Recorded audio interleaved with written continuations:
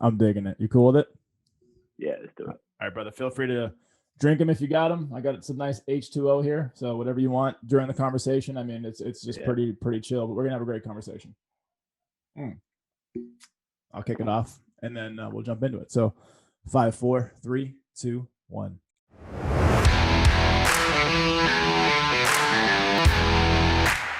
Dan Smith, brother, finally on the show, man. Yes, I'm excited. I cannot wait for this conversation, man. Everything that you preach and teach, and everything that you've lived, everything that you embody, that I found on social media. I found you on Instagram, and somehow we just started connecting, and I started seeing your message, and I love what you're all about, man. So I wanted to connect with you and pick your brain a little bit and talk about your expertise, man. Sounds good, brother. Let's do it. Yeah, man. Yeah, man. So tell the world a little bit about you and who you are, what you do, and how you got here to today. Yeah. Wow, that's a big question. So, you know, the key words you said, right, is embodiment. If you look at my snapshot on my Instagram, it's going to say that I'm a relationship coach. At the end of that, it says starting by the relationship with yourself, and that's the key. That's the embodiment piece. It's I asked myself. I see you got the t-shirt on. I asked myself during a recent ceremony, how do you see yourself? How do you want to see yourself? And what would that look like? And I think we're constantly on that never-ending journey that it, as now is a lot more intentional for me, but it's to the world outside of my own mind. And I didn't really understand anything that we're about to talk about, but I knew that I was suffering. And so I've been on that journey for about 13 years now of what's out there? What don't I understand about this world? What don't I understand about myself? And then going on that journey of self-discovery and ultimately learning about who I want to be and how I want to experience this reality. And then how do I become the man that lives in that experience? Make sense? Yo, yeah, yeah. There's a lot to unpack there, brother, and we get some time to do it. So, what led you to that point 13 years ago? So there's a shift, there's a change, and probably at a base level, at a core level of who you are. What were you before that, and what caused the shift? Um, Answer to the second question is pain. Pain and suffering. Who was I before that? I was very wounded, and I was just a conditioned bundle of reaction. Right, I reacted to the world around me. Grew up in a very challenging, chaotic environment, and I grew up. I was carrying a lot of trauma. I didn't realize that until, really probably like 10 years into my journey, like maybe like 4 years ago, I started to realize that a lot of the challenges and stuff that I've been working through was traumatic experiences in childhood. And so up until that point, without like I wasn't present at all. Like it gets thrown around social media like live in the moment. And I'm not sure how many people actually understand what that really means. But I was forced into the moment through pain. Like there's a book, The Power of Now. Oh yeah. And I haven't read it for 2 years, but it's always around me. I don't just leave it there so I can throw it up on a podcast. It's just I do it unconsciously, I think, talking about conscious presence.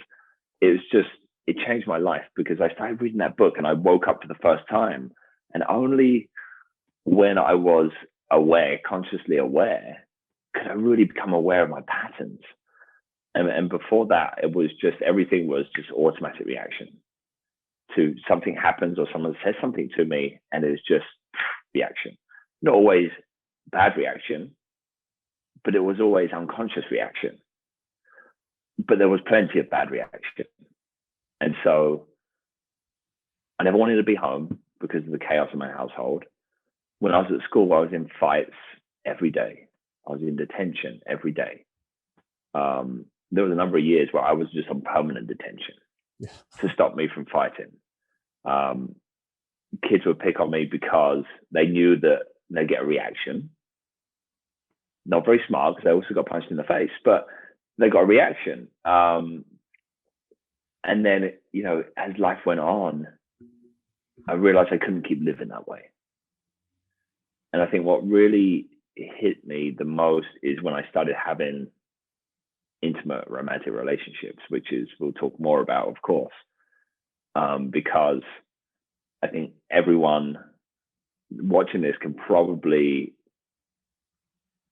somewhat agree, unless, some people been through some really bad shit, but an intimate relationship has the ability to really bring up our stuff more than if we're just hanging out with the boys or, a family dinner.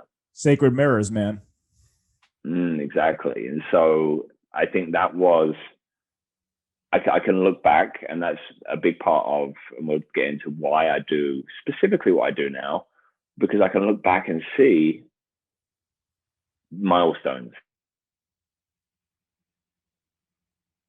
Coming out the back of a relationship and be like, what the fuck's wrong with me? Yeah.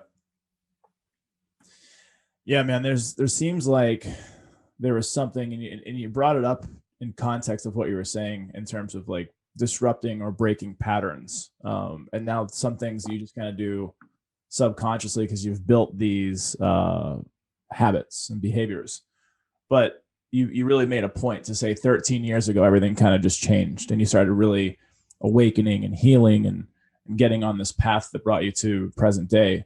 What was that? Was it you just the straw that broke the camel's back? Was there one of those things, or was it kind of a slow pilgrimage into it? So, like, kind of by luck, but I realized I grew up through those childhood experiences curious. So I was kind of always searching, like, I don't know what it is, but there's more to life than this. And so I moved from my hometown to London. And then I met a friend who took me to, he did two things. He recommended this book to me. And he told me that he just started working with the coach.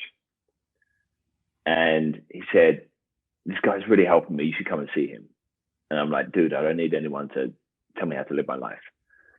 And he kept on and on and on. And then eventually I was like, okay, I'll come and meet you, dude. And it was like there was a group thing. So it wasn't like I'm going to go and do like a coaching session with him.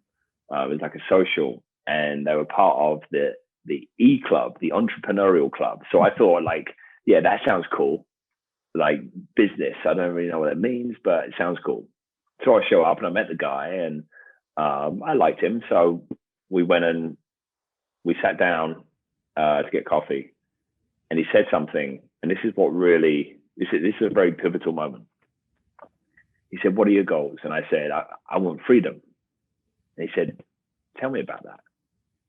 I said, well, I want enough money to do what I want, whenever I want, as much as I want, with whoever I want, wherever I want. Like, I want freedom. He said, so what you're telling me is you want financial freedom. And I was like, well, yeah, that's freedom, right? He said, true freedom would be making 10 million, losing it all, and not giving a shit. And for me, that was just like because that idea to me was just like, how's that possible? How can I make 10 million, lose it, and not give a shit? And that was just a little opening to like what's possible in my mind. And then I started reading The Power of Now around that time. And there became a moment where it was the door just opened, and then it just exploded open I just started recognizing stuff around me. It was like, wow. And I stuck with those guys for 3 years. I studied that book for 3 years, meditated every day for 3 years. I had one-on-one coaching calls, group things, and it just changed my life. So I think that's what I was looking for through my curiosity. And I didn't know, I was looking for that. The teacher will appear when the student's ready, right? So to speak. I've seen this happen time and time again in all areas of my life. And we're talking about books right now that have shaped and changed our lives, but I've had books that find me at the right time. I may not even be looking for it. And then all of a sudden a recommendation comes across and it's like, okay. And then it might come across 2 or 3 more times, like almost in that same like couple of days. And all right, the universe is saying, take a look at this, like just see what's going on. And I've had this happen time and time again. And it's funny because one of them was Eckhart Tolle, another one of his books, A New Earth. And A New Earth for me was a game changer, because it's right when my awakening and consciousness kind of awareness really started to kick into overdrive. And in that book, he talks about things about the ego, things about the pain body, and things about consciousness. And I don't know how he does it, because you and I talk about and have experienced, ceremonies, plant medicines, things like this. I don't think he ever has, as far as I know. And so like, there's just, and you can let me know if you know more about this, but some people are just tapped in. Like some people are just already at a place where they just kind of get it. And I don't know too much about his background and how the hell he's such a wizard, but to be able to put all that together, from the power of now A New Earth and all his other stuff that he's done, he's changed so many lives. And he's just like this like cute little old dude. Like it's so unassuming, right? Like he's just like, and all of a sudden he just hits you. Like his presence so powerful. Have you ever had a chance to dive deep into his story, or had a chance to meet him? I've seen him live in Miami, and I haven't, met him one-on-one, but it's stupid. Like this guy changed my life, and I decided to go for a couple of beers before seeing him live. He's speaking, and I'm like falling asleep. What happened? Yeah. How did this happen? So, I've heard his story, the way he's told it. I've read something about, like, from one of his, I don't know, maybe college roommates or something, like kind of gave us a little bit of a different story. I haven't heard anything about plant medicine, but I wouldn't be surprised. Like I'm sure he's there. There's definitely people that exclude it from their stories, I think. But he's definitely tapped in, that's for sure.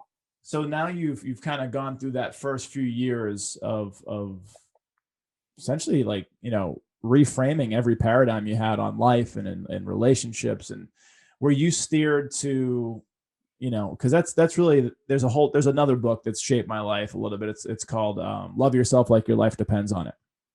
And before you can give love to anyone else, you truly have to love yourself. And what does that look like? It's self-care. It's surrender. It's compassion. It's being tough when you need to be tough. Like it's all these different things. And a lot of us have never been taught the skill sets on how to do that. Like neither of my parents growing up said, love yourself like your life depends on it. Neither of them told me this is what it looks like to love yourself. I actually had a really couple, I wouldn't say, my dad was a heroin addict for 30 years. And so I didn't have the best role model there. And my mom was a very strict single mom that was just trying to make ends meet. And she was, overtly disciplinarian. And so, I didn't have those tools and had to go out and seek them. And so thankfully I was open to receiving. It was time for me to receive, and I was able to learn these things. But for you in the self-love game, was that something that you started picking up in that first 3 years right away? Or is this something that you had to continually like work on? It took me 10 years, I think. Wow. So you talked about presence, and you talked about the pain body. So for anyone that hasn't read Eckhart Tolle or like really dive deep into it, the pain body is like a collection of past pain that's like sitting in the body, and we're carrying it with us, right? As suppressed emotions. And then the collective pain of slavery and all sorts of stuff, but we're not going to go deep into that. And so what I did when I read the book was my presence expanded. The pain body bit, I didn't get it. I studied the book for 3 years. I had mentors. We even had a Saturday group just on that book, and I just didn't get it. And so what happened was, over time, because I was more aware, the space between my pain body expressing itself through reaction, anger, right, when it gets triggered by an event today that was mirroring something that happened in childhood, it would come up, like, because it was also suppressed emotion, right? So now, rather than being angry every day, it's like calm for 6 months and then poof, explosion. And so what happened was, when I met my girlfriend, I hadn't read the book for a few years, and she just started reading it. She's well studied in many other, like, Course in Miracles and other stuff. And so she had picked up the book, and I was like, I'm just going to touch up on this so I can, drop a few one-liners and impress her, right? Impress her a little bit. And as soon as I picked it up, I'm like, I know exactly where I need to go. I need to go to, like, chapter 4, pain body or whatever. I found it in the contents, went straight there. And I read it, and it was just so simple. I was like, oh, why didn't I get that? And that's when I started diving into healing the trauma I was carrying. And the reason I bring this up is there's like an underground medicine song that you can't find it if you Google it. But I've heard it in ceremony a few times. And the lyrics say, love yourself by healing yourself, heal yourself by loving yourself. Yeah. And the self-love movement, again, everything's like through social media, right, these days. So is all about some of the things you talked about. It's about self-care. It's about, I'm going to read books. I'm going to meditate. But all the time you're wounded and you haven't healed that part of you, right? And we've got these shadow selves that Carl Jung talks about, which are like fragmented parts of our consciousness. Then we are not recognizing our wholeness, right? This guy, you probably know, Stanislav Grof. Oh yeah. Right. Holotropic paradigm shift. He talks about, so holotropic is the composite word, come from two Greek words, which basically comes together to mean orienting or moving towards wholeness. And it's all about healing. And so I don't think we can't truly love ourselves, because all the time it's like, yes, I'm meditating. I'm injecting green juice into my veins and I'm doing all this stuff. Like, I love myself. But like, if you can't look at yourself naked in the mirror and just accept all parts of yourself, right, you don't love yourself, right? If there's a part of you that you're still rejecting and suppressing and hiding, not just from the world, but from yourself, then you don't love yourself. And so the way to do that is not by another meditation, another book. It's to be aware that you're carrying wounds from the past, usually from childhood, that you get to heal. And there's many ways to do that. Plant medicine, somatics, there's different paths, and you get to find your path. But until you heal those wounds, there's going to be parts of yourself you don't love. And I don't know if that journey ever ends. I don't think it does. It doesn't.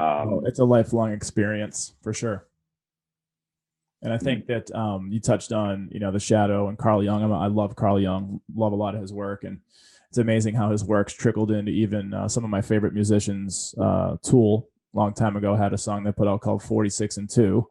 It's actually the name. I stole that for my wealth management firm, 46 and 2 Wealth Partners, because it talks about growing through doing shadow work. And, the pain that you're going to face, to look at those dark, repressed sides of your psyche and your, the things that may not serve you at your highest level, and things that are attached to your pain body that trigger you, that cause you to act out and react versus respond, that whole kind of cliche, which is really true. And I think that people are kind of getting to this point where they want to be able to do the self work and they want to be able to implement these practices, but it really does come down to doing it holistically and wholly. And for me, my first kind of foray into this was my very first plant medicine experience, and I sat with mushrooms, and very ceremonial, intentional. I even had like East Forest on, music for mushrooms, all this stuff, and my first intention was to be and receive more love in the world. And I didn't know what I was asking for, but it kicked my fucking ass. And to be and receive more love in the world, I had to start with loving myself. And I went through years of trauma, years of pain that I hadn't dealt with in one session. And for people that don't know about plant medicine, one of the kind of, joking, running things is it's like swallowing a therapist and doing years worth of therapy in one sitting. And then there's beautiful experiences, all of them beautiful, but sometimes some are harder than others. And this was one of my hardest experiences ever. It might even been the hardest. And I can remember revisiting and working through some of my life's biggest traumas and what felt like hours. And it was like 90 minutes. And it was 90 minutes of like sorrow and pain and loneliness and hurt.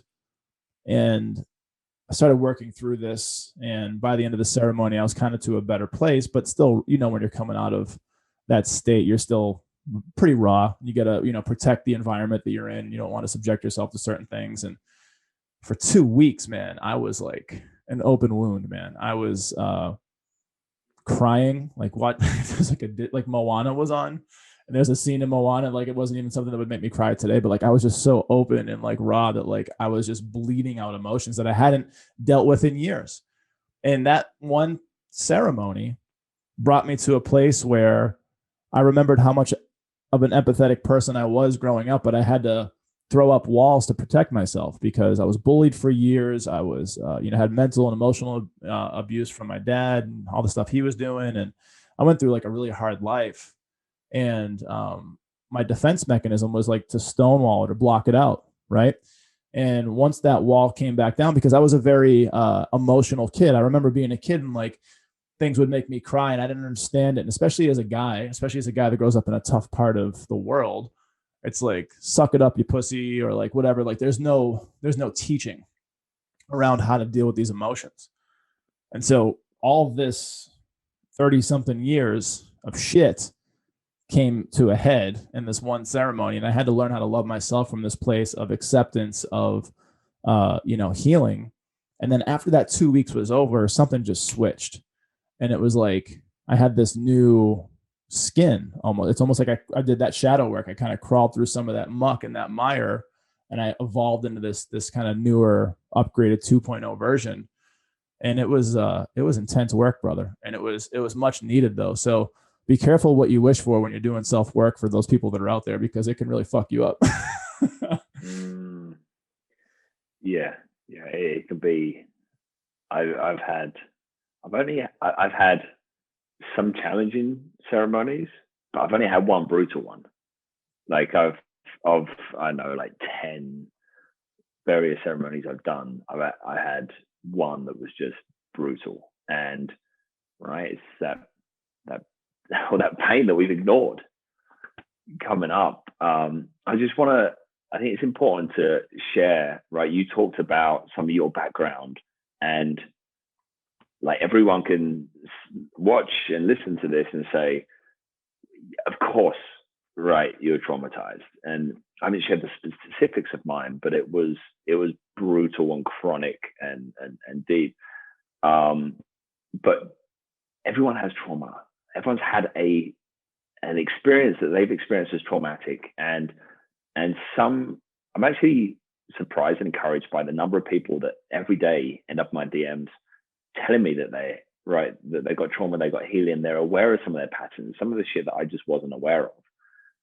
And then there's people that are right, they've got these patterns, but they don't know where it came from, because some of it is, in infancy. But if you're crying, and we get taught in this country, like, leave the kid to cry, right? It's the worst advice, and they're still doing it today. Yep.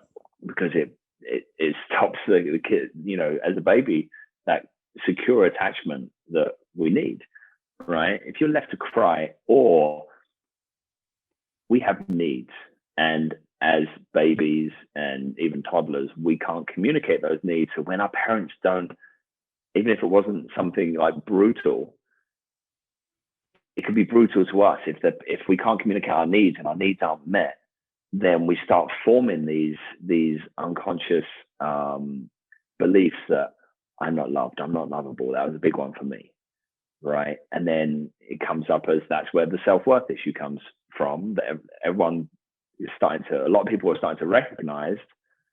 And now we've got an anxious attachment style, and we're attracting people that can't commit, and we're chasing after them, and it ends in pain. And we're like 35 years old, 40 years old, and it's like, what's wrong with me? Right? That could have happened in a single moment when you were 1 year old. Incredible. And so everything we're talking about, you don't need to have a parent that was a heroin addict. You don't need to have been sexually abused or you all go to war, right, to have PTSD. Yeah, most people do have some sort of PTSD or anxiety or some sort of, just thing that they can't even put their finger on. And it takes a lot of, grace for yourself and introspection to dive deep, whether it's talk therapy, whether it's, plant medicines, meditation, whether it's coaching, whatever it is.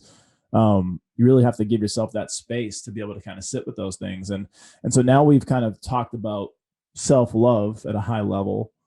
Talk about loving someone else. Like, talk about relationships outside of the relationship with yourself. Like, now at one point do you feel, because who knows if we're ever truly ready, right? And especially like for those sacred mirrors, those people that really shine a reflection on us, both the good and the bad, right? And I wouldn't even say it's bad, but like the things that don't serve our highest selves. How do we show up once we've started to self-love? How do we show up for those people that come into our lives that we can have relationships with, whether they're, friendships, business partnerships, or, a significant other?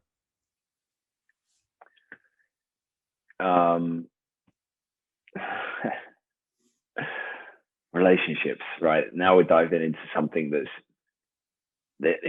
it's right. There's no right or wrong, black or white. It's not, there's no formula for this. And I always talk about life's a dance, right? We often live in the either or. It's like this or that. And that first mentor coach I told you about, he taught me about, and I love the way that he said it because it stuck in my mind, the genius of the and, right? And so readiness. Can you ever be fully ready for a relationship? He's a very famous relationship therapist, but not everyone knows his name, is Harville Hendrix. Do you know? Never heard the name. So, he's got books that he sold, millions of copies of, and so he's known in that space. And he said it exactly like this, but the purpose of a relationship is for two people to come together and heal their childhood wounds. Wow. And that was a game changer for me. And also there's something that I don't even know where this, I think it might be Ram Dass. Yeah, I think it was Ram Dass that said, we're all walking each other home. That's beautiful. Right. And so look, whether it's me and Jesse, me and my girlfriend, right, all these different relationships in our lives, we all just want to love and be loved. That's it. And the reason that we come into conflict is because of, I've got my wounds, Jesse's got his wounds, and then we show up into a space and there's conflict for some reason because I'm protecting myself, he's protecting himself, you're protecting yourself, right? And we're ultimately afraid, right? We want connection, but we're afraid of the connection.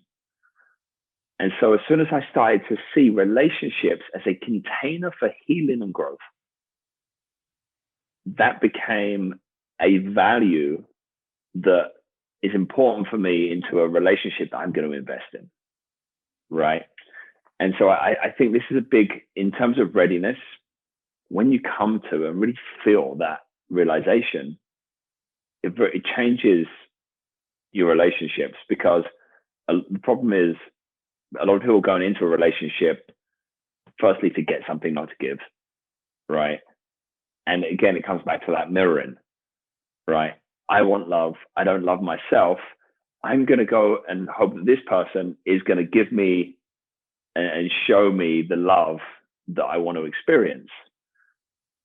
Now, the problem is, if we don't love ourselves and we're coming from that place of lack, we put an incredible expectation on the other person to fill our void, but they'll never be able to do it because it's not their void, it's ours, right? And so any time that they're not, it's like we're basically attracting unconsciously our parents again, right? Because I didn't get the love that in the way that I needed it from my parent, and now we attract someone else that reflects that because it's familiar, right? It's like our caregiver. It's what we grew up and made that biological bond to, and now we're getting the same experience.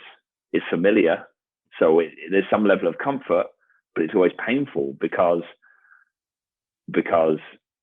we want to experience love, and they're not giving it to us in every moment the way we need it. And like when we were toddlers, a lot of us, we don't understand that this void exists, and we don't know how to communicate it. And even if we are aware of it, we're afraid to communicate it.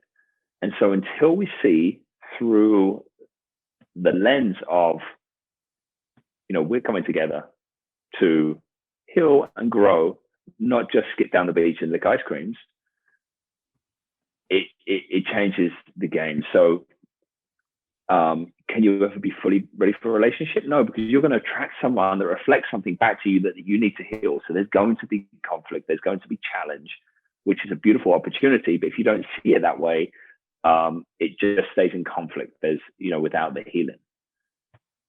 And at the same time, there are some people in my DMs that my Instagram is where I've been focusing recently. So I'm getting a lot of conversations in there. And there's some people I was like, you might want to think about being single for a while. Yeah. That's hard for a lot of people. A lot of people don't like to be alone because they haven't learned to love themselves, or they haven't learned to enjoy who they are as a person. And how can you expect to show up in a relationship if you can't even show up for yourself? And so yeah, go ahead. Carry on. I was just going to say, we talked really just in a brief two things that I wanted to talk about from there was codependency in just a second, but also there's this going back to Carl Jung. He's done so much great work, and Stanislav Grof and all these other people that are out there. But like just with Carl's work, talking about the anima and the animus, right? And again, this goes back to looking at that person, potential significant other, and whatever's in that kind of that shadow for you, or those pieces that are in your psyche that are kind of you project onto that person. You're looking for things a lot. Sometimes you don't even know it subconsciously, like the things that like maybe that they're not bringing to the relationship that are healthy. Like you're seeking those out until you heal those parts of yourself.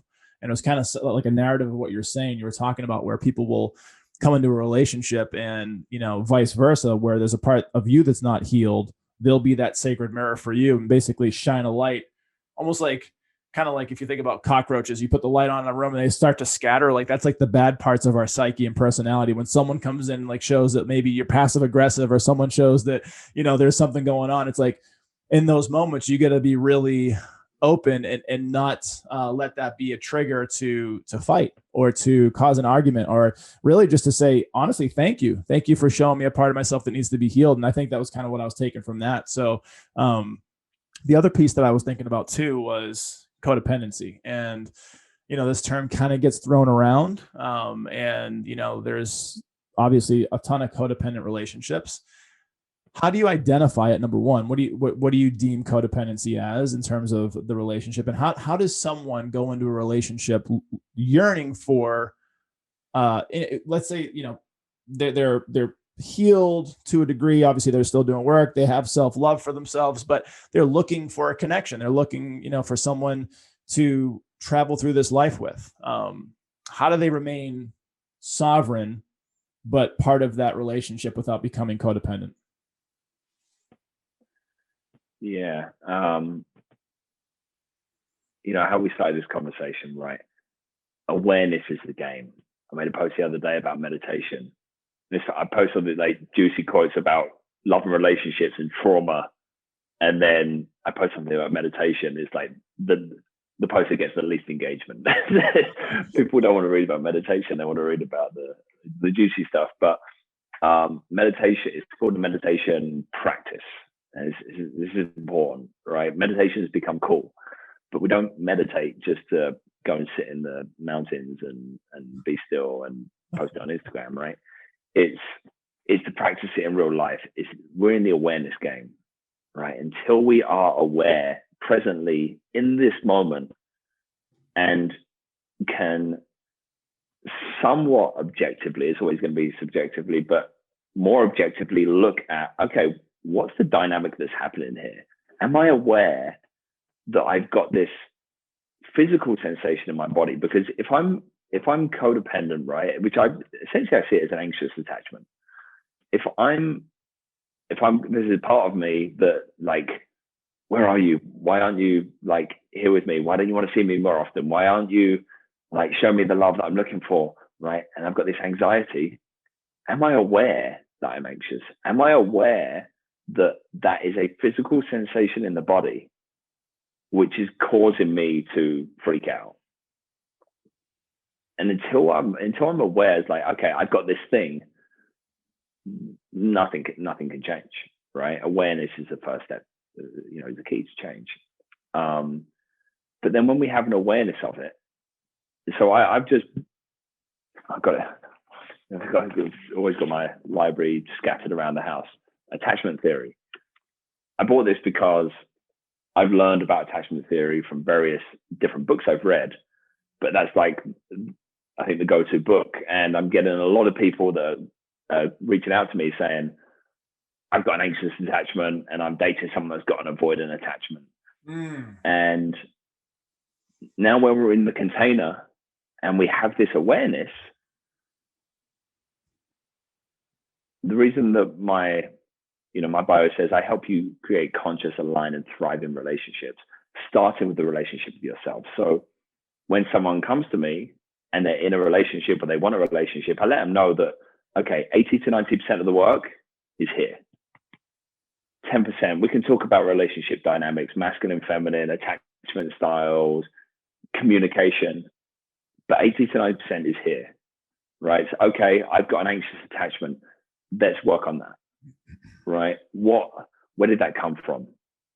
They start locating that uncomfortable feeling in the body, right? Let's start healing that and learning emotional regulation, right? A lot of what I do with my clients is I help them regulate. So we co-regulate, which leads to self-regulation. Now we can show up in the space.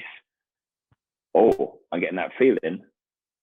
I can breathe into that and just hold off and I can be more vulnerable because I'm learning to regulate my own emotions and communicate in a way that creates openness and transparency, right? And if the other person's in the container of growth and healing with us, it just opens up a line of communication that wasn't there before.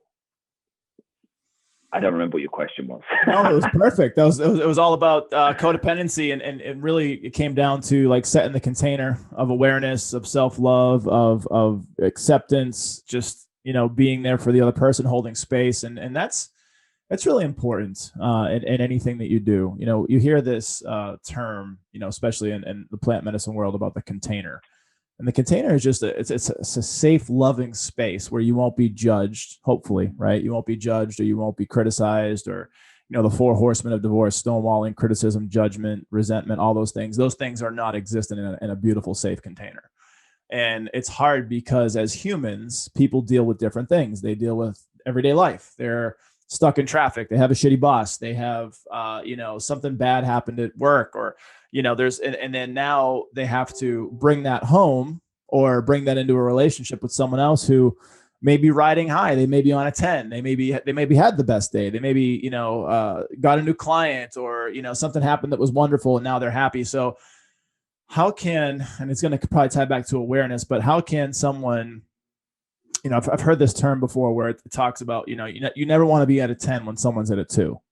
you'll freak them out. You know what I mean? Like, especially this was in sales, right? So like growing through my sales career back in the day, it was like when you go into a sales situation, if you can read the situation properly and you see that someone's kind of not having a great day, you don't want to come in there all excited because you're going to scare them. You're going to be like, I'm having a great day. They're like, fuck off. Like I'm not having a great day. So in the relationship standpoint, how can someone who's in a relationship with someone who's, a significant other, so this isn't business or whatever, this is, love, right? Like this is with someone else.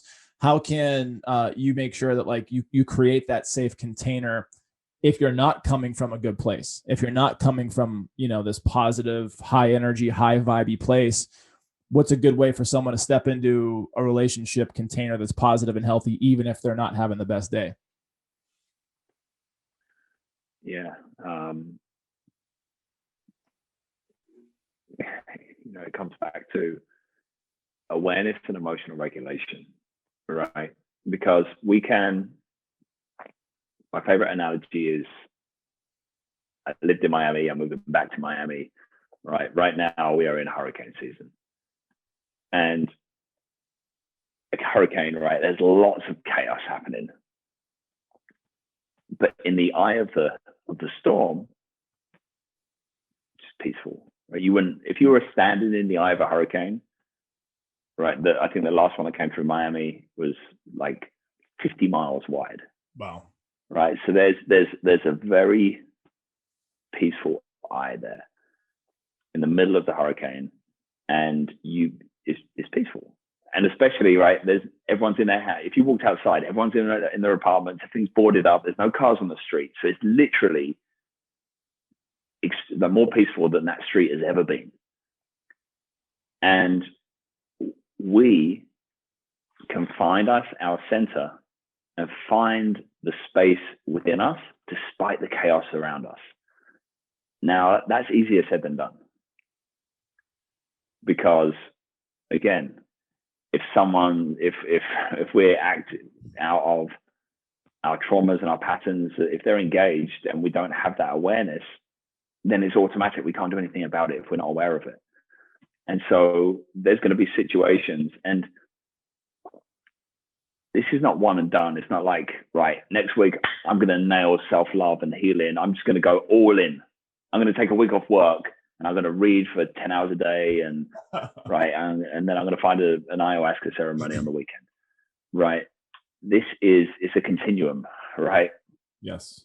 From someone said, I don't remember who it is. It might have been the guy who wrote Man's Search for Meaning, who wrote about Auschwitz. I remember his name. There's a gap between a stimulus and a response. And in that gap is our freedom to choose how we're going to think, how we're going to feel, how we're going to respond. How am I seeing this? What am I making it mean? What's another perspective? Right? And so that gap between a stimulus and a response, we all have that. And right, so the gap between the Dalai Lama and something happening is like, if someone walked up to the Dalai Lama and said, fuck you, you're a piece of shit, right? He's got such incredible space there that he's not going to react, right? He's not going to punch him in the face. He's got so much space, and he can, in that space, choose to be like, not just, I'm not going to react, this is not personal, but wow, that dude needs so much love. What is the best way that I can love him right now? And me, 18-year-old drunk in the club, if someone walks up to me and said, you're a piece of shit, right, there's no space, right? I'm just going to punch him. Like, it's just an automatic response, right? It's like a tiger that sees prey. If he's hungry, he's not thinking, shall I go after the deer today? No, it's just like, it's like instinct. And so on our journey, we are increasing that space between a stimulus and a response. We may never be the Dalai Lama, but also we don't want to be Dan Smith at 18 years old, drunk in the club. Jacking people on the job. And so I'm not giving many quick, like everyone wants, like, what's the formula? If you're in a codependent situation, right, it's self-work. And we get to, over time, start creating that space. When we show up, bad day at work, and we don't want to kill someone's vibe and bring them into our shit, right? We've got to have the awareness, okay, I don't feel good. And maybe I just need to take 5 minutes in the car and breathe into my heart, right? And just center myself and create that space in my center, right? How can I find the eye of my storm? Traffic, boss is a dick, right? I've got financial problems. I've got health issues. How can I breathe and just create the space so that I can walk into the situation with another human being, not drag them down, not react because the kids are jumping on the couch, and so that I can show up as, to the best of my abilities in this situation, and have love and harmony in this space. I've heard different techniques, and I don't know if you are a fan of these types of things or have any up your sleeve, but maybe you could share some ideas around it. But in relationships, in a conflict, in a conversation that's getting very heated, I've heard things like remove yourself from the situation, go, kind of like you said, take some deep breaths, breathe into your heart, tell yourself you love yourself, tell yourself that you love the other person, X amount of times, and then come back into that, conversation, because it's important, but come at it with a different lens and a de-escalation. Do you have any tips or tricks, or is it more the kind of like, kind of remove yourself for X amount of time, breathe into your heart, come back with a new lens? Whatever's available to you. Okay. Right. Removing yourself from a situation. And I like to communicate that. And by the way, we still might do that, me and Claudia, right? Even though I've done a lot of this work and I work with other people, but I'd like to communicate it if it's available, right? Hey, babe, I need just to go and take some time, go for a walk, because something's coming up and I just need a little bit of space, and I'll be back, and I'd love to have this conversation with you.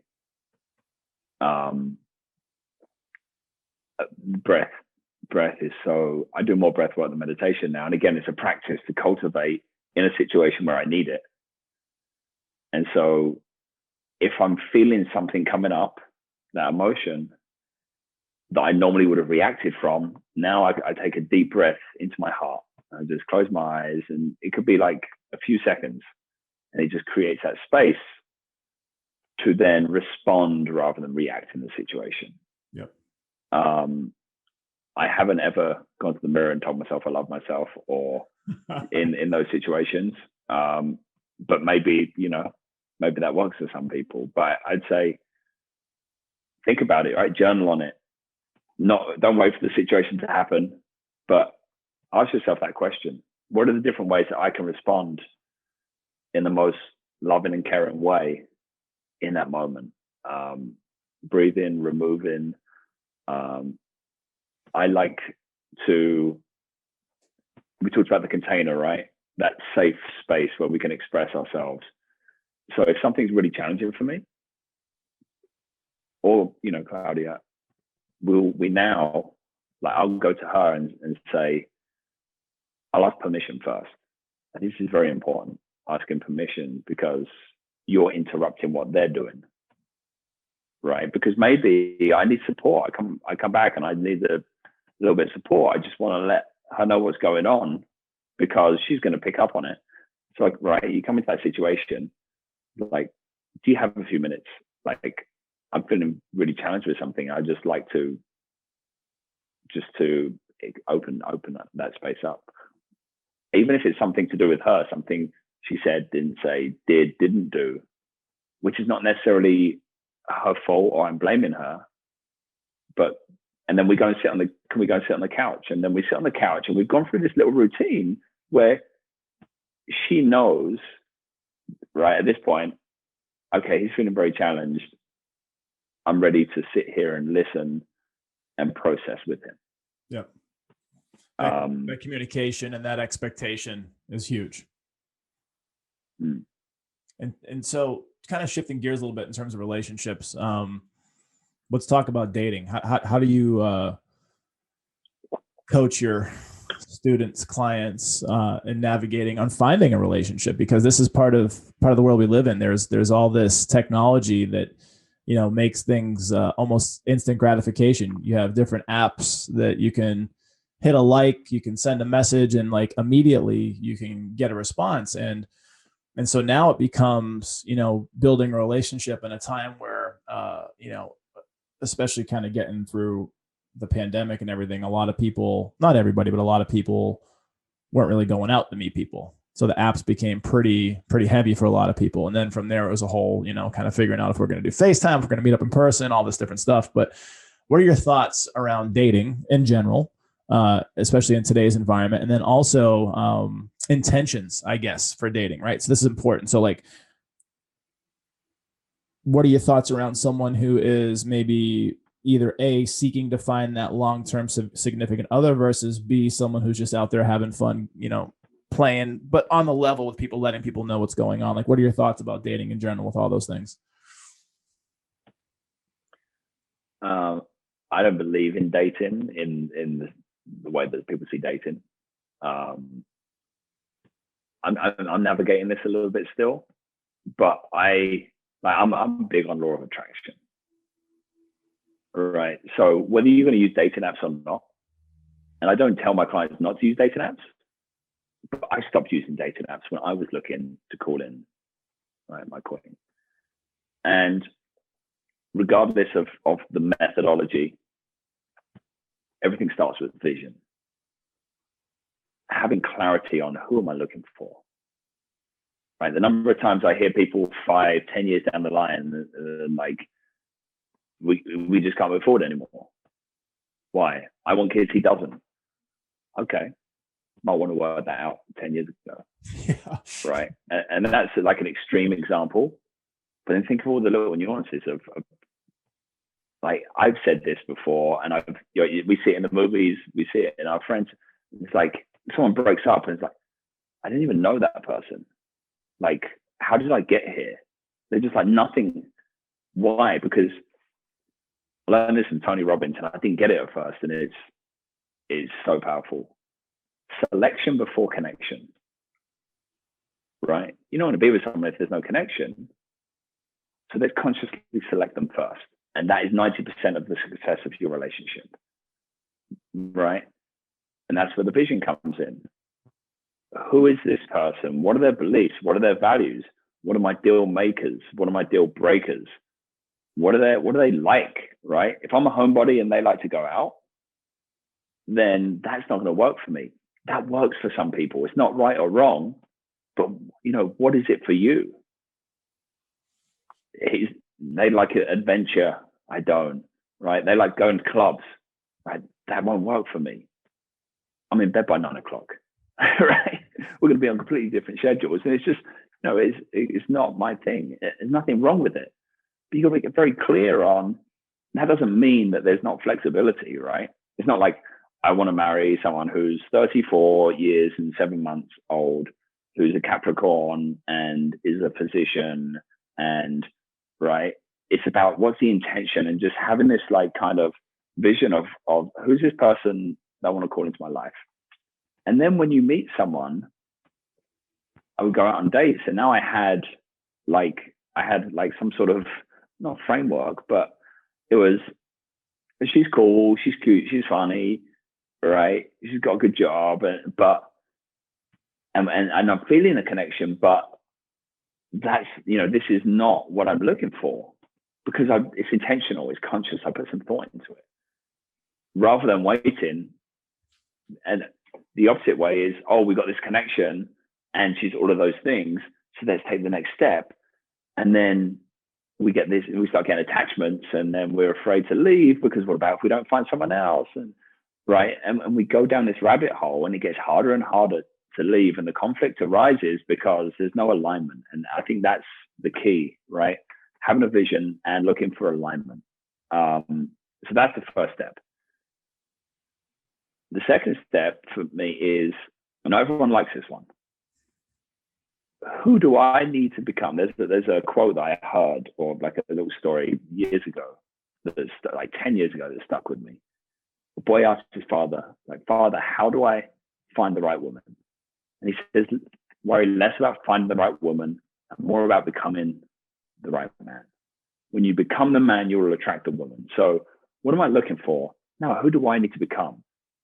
Some people say, why should I have to change? You don't have to change. It's about becoming your, right? It's about being a vibrational match, doing the work, healing the wounds. And there's some, right? If she's, this vision is like, she's some like spiritual goddess, does yoga and she's vegan and does all these things, and you're a slob and you lay on the couch most nights watching Netflix and eating pizza, probably not going to work out for you, right?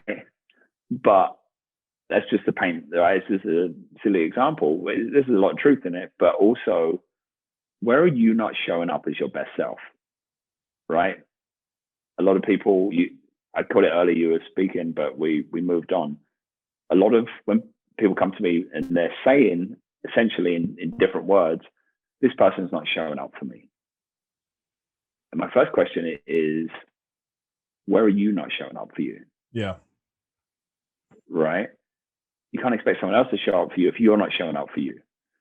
And again, not just, is this person in alignment? Where am I out of alignment, right? With my highest and best self and the life that I want to live. And so vision and alignment externally, internally, how can I step into alignment with what I want for myself? And then the third step, no one likes this one either, because they want to swipe left and right, because it's quick, right? It's like Uber Eats, right? You just a couple of buttons and boom. Dopamine, man. It's an instant gratification. Exactly. And so I personally, go out and live your best life. Fall in love with yourself, do the healing work, take yourself out to dinner, right? Take yourself to the movies. Don't distract yourself, because when we right, reticular activating system, that part of our brain that filters out stuff that's not in alignment. That's why we do visualization, right? So when everyone resonates with this example, when you buy a new car or a car that's new to you, you start seeing that car everywhere on the road. Yep. You didn't notice it before, right? Because your brain is like, you're consciously focused on it. And therefore, when you are out on dating apps, happy hours, doing all this stuff, you're distracting yourself, right? Because you're just looking and say, I want someone to make me feel good. And so when you, and that's another indicator, I'm not comfortable alone, right? If you're not comfortable, I recommend everyone to spend 6 months, if you're single, 6 months, no dating apps, no happy hours, just like on your own. And if you find yourself, I need someone like to reflect the love back to me that I'm missing inside, right? That's the indication you need to stay on your own longer and dive into that. Not because you can't create a container for healing and growth that we talked about, but because you can't be alone. I've got a lot of friends that can't be alone. They got to be on a relationship. They got to be on a date, right? And I see this all the time. Someone comes out of a relationship and they like, I've been engaged for 6 months and then we just broke up 2 months ago and I've met this new relationship. It's not working out. I don't know what to do. Wow. Yeah. I hear it every day, right? And so I'm all about, I say the long game. It doesn't have to be a long game, right? This person that you're looking for could show up tomorrow if you're ready, right? When you're ready, that right, the student's ready, the teacher will appear. I believe everything comes to you in right timing, but we're more interested in trying to hack the process. And so I believe that person shows up when you're ready in right timing. And I believe they will show up. And until then, you get to do the work, you get to do the healing. And if you're going to use the dating apps, just do it intentionally, right? Be clear, like, is there a future here, or am I just trying to get laid? Right. Yeah. It's interesting because you'll see that a lot too. A lot of people put that on their profile. It's like, be clear about what you want. like be upfront, because, and I think that, I don't know if people are like embarrassed or ashamed or just kind of nervous about what people might think, but it's a lot of times people have been burned before, and it's because the person didn't come in with the right intentions or the right communication, and it's just like they weren't doing the right thing, and it led to a break in some sort of way, shape, or form. And I think that if you are true to yourself, and what you said, loving yourself, showing up for yourself, being okay to be alone with yourself, I think that's a huge part of it. Most people aren't okay like with that, and you have to do the work. And that's the whole narrative of this conversation. It's like anything else. It's choose your hard, right? Being single's hard, being married's hard, being out of shape's hard, being in shape's hard. You gotta choose what's going to be in your best interest. And I think that it's not easy. It's not sexy to do the self work. It's not easy or sexy to do the meditation every day, or the workout every day, or the mindfulness, or the introspection, the journaling, the cold showers, the breathing, the plant medicines. Like, this is a lot of work, but this is what it takes. This is what it takes to get to that place where you can be like, maybe one day like the Dalai Lama. You can have that space to not only not Dan Smith them at 18 and jack them in their job, but you can actually turn around and hit them with love, right? And I've seen this in action before, because I was the same way. I was a punk kid from Boston, and like I was just like waiting for something to happen, especially after being bullied for years and then learning martial arts, and like, all right, I can handle myself. Like, who's gonna fuck with me now? Like, so like now it's like that's a whole different, like I would punch that kid in the face, 18-year-old Jesse, by the way. I don't know if you feel that way about 18-year-old Dan. I have love for him, but I would smarten him up and be like, you're an asshole.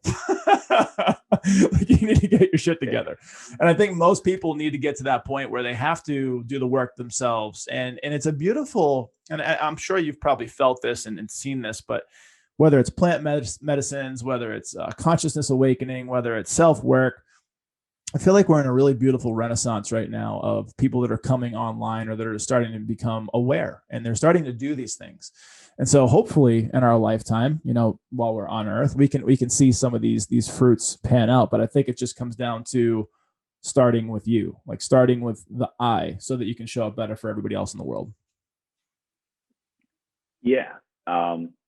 And we don't, at the beginning we do, as the journey unfolds, recognize the point when I'm like, I am in love with right now, whatever that looks like. Because if you're always, I'm going to do all this medicine and books, and so I can arrive, you'll never arrive. Yep. Right? There's always another level of consciousness. There's always another layer of healing, as above, so below, right? And therefore, and again, it's like a cliche thrown around Instagram or Facebook. It's like, fall in love with the journey. Yeah. And it's true, but most of the people posting this don't understand what it, right? It's just a nice quote that they've thrown around. Yep. Right? All we have is right now. Right? Memento This is mori, where we do the brother. meditation. This is where we do the healing right now. Because otherwise you will always, when I'm happy, I'll be happy when I've got the money, the house, the car, the relationship, right? As we do the healing and we evolve our consciousness, what we want, or we're going after changes. But a lot of times we don't arrive. It's not, confidence is a perfect one. When I've got the confidence, then I'll do the thing. No, you get the confidence from doing the thing, right? So it's a being. People is like, okay, I'm going to do something, and then I'll have something, and then I'll be happy, fulfilled, love, joy. No, I'm not going to suspend that until I've got a Ferrari, right? It's something. This is just a stupid example, right? It's a Ferrari. Why do you want a Ferrari? Oh, because it'd be cool and it'd be fun, and I feel like I've arrived. Oh, you'll feel like you've arrived. What else will you feel? Oh, it'd be like exhilarating. I'll feel confident. if you don't have that shit, you're probably never going to have the money to get a Ferrari, right? You need confidence to go and make the money to get the Ferrari. Yeah. And it's being comes first, and not, and it's right. This is not material as an example, but right. I want everything ultimately, usually, especially for guys, it leads to girls, and girls, it leads to guys, right? What will you get with the confidence? I'm going to get girls, right? That's what I'm going to get. Ultimately, I'm going to get love, right? And the truth is, all of that is available to you now. There's nothing in your external reality that can give you the feeling of love, confidence, joy, fulfillment, stillness, peace, right? Self-worth. That all comes from in here, through healing, through doing the work, through reading the books. And when you do that, you can be in love with this moment right now. And the more moments that you're aware of and in love with, that is a fulfilling and inspired life. And now, if you want the Ferrari, go for it. You're more likely to get it now because you've got everything you need already. But more importantly, you'll experience the love in your external reality when you realize that it's within you, that you've got it within you right now. You recognize that. And more importantly, you go out and give it. It comes back to you, right? Tenfold. Well said, brother. I mean, this has been a masterclass on the, you've met someone who knows what they're talking about when they can make it just simple and basic, and you don't have to,